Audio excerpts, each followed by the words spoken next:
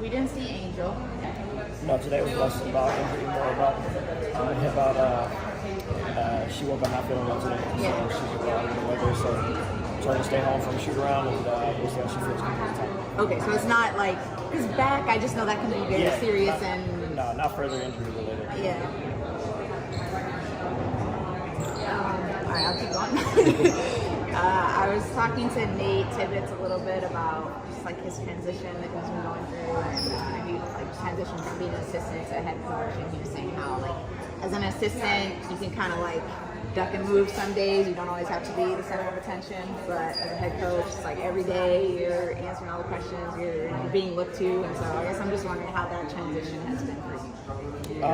It's been fine. I think that as long as you're authentic and genuine to who you are, I think that shows in the eyes of the players and hopefully in the eyes of the public. But I think that most importantly for me, it's just about maintaining the same level of calm and resolve, and through the ups and the downs, and for our team to understand and to realize that they're getting the same coach every day. And if they can appreciate that and respect it and respond to it, then I can live with it. So I never want them to have to question who I am or what they're getting from day to day, and hopefully they're able to see that. He was also saying like at the beginning you tend to bring a lot from the coaches that you've learned from in the past, but that at a certain point you sometimes maybe kind of set that aside and start just having your own, like, have you kind of felt that transition for yourself? Yeah, I think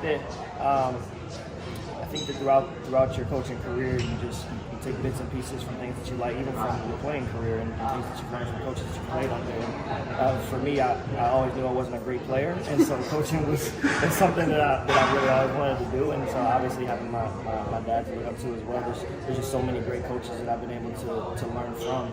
And taking bits and pieces from to kind of create your own coaching philosophy and coaching style and things of that nature.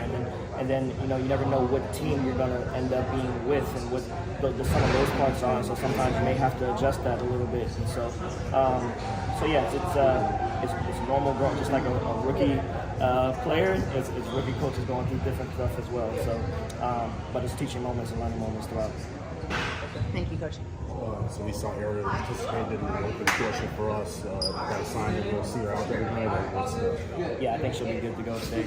She's been pretty active the last few days. We'll see how she feels through warm-ups, but she's looking on the right track for today. Yeah. And then I had a question for you on Mick. I feel like last season was the same for her. It's like this mid to like kind of late season like runs for her. Like her game just kind of picks up. Mm-hmm. What do you just kind of see just differently from her? Yeah, I think it was starting to pick up earlier in the year this year, and then she unfortunately had a little bit of a setback with injury-wise, and so she's still trying to figure out that rhythm and things like that. But I think that one of the great things about Mick is her versatility and her ability to slide into really any lineup. I think that she's someone that, when you talk about players that like can fit on any team, she's somebody that can do that because she hangs her hat on the defensive side, but she's also has the ability to space the floor. She can play bigger than her size at times. She can guard undersized players at times, and so she's just been great. And above all else, like she's an amazing teammate. And so we're grateful to have her here. Grateful for her to be around. She's adapted to every situation we put her in, but she's progressing really good. And I have one for you on Rachel. With her now to the point where she's at the top of scouting reports, how do you kind of work with her just to kind of get her open? Because I saw Phoenix pretty much like on her every time on that catch. So just what do you kind of work with her there? Yeah, I think that obviously the league knows how prolific of a shooter she can be, so the scout report is always going to be to try to force her inside the line. I think that throughout times this season, she showed an ability to get into the paint and score too, or facilitate. And so we still wanted to have that balance. I think that adding Sev and then obviously now having Ariel back gives her more opportunity to be on and off the ball, which should allow us to be a little bit more creative in terms of how we can get her looks. How has Ariel looked? Sounds like this is as close as she's kind of gotten. You guys, it sounds like she's pretty good to go tonight. Yeah, she's been progressing really well. Her ramp up has been good. Her return to play has been good. She's been able to generate some contact the last few days, and so she's feeling good about herself. I think that we're feeling good about putting her back in the lineup, and so we'll kind of gauge it how the game goes. We don't want to overdo it and overload it early on, but I think she's feeling pretty good, better than she has in a while. So I was going to ask, any like official minutes restriction or anything like that, or just kind of see how you go? That part still be determined. We'll see how she feels throughout warm-ups, and we'll kind of gauge as the game goes.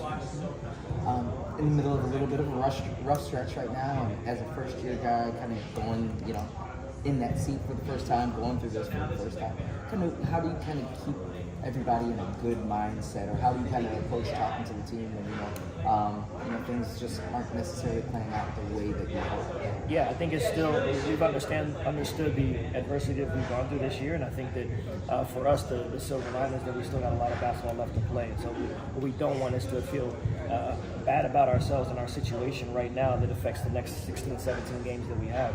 There's still opportunity to get better. Teams aren't going to feel sorry for us for the situation that we're in.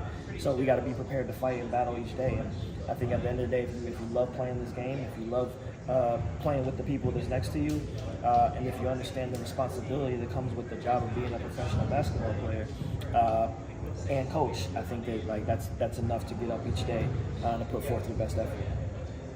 In regards to Seth, you've talked about it with her being a pro. We've seen how she's integrated pretty seamlessly into the system.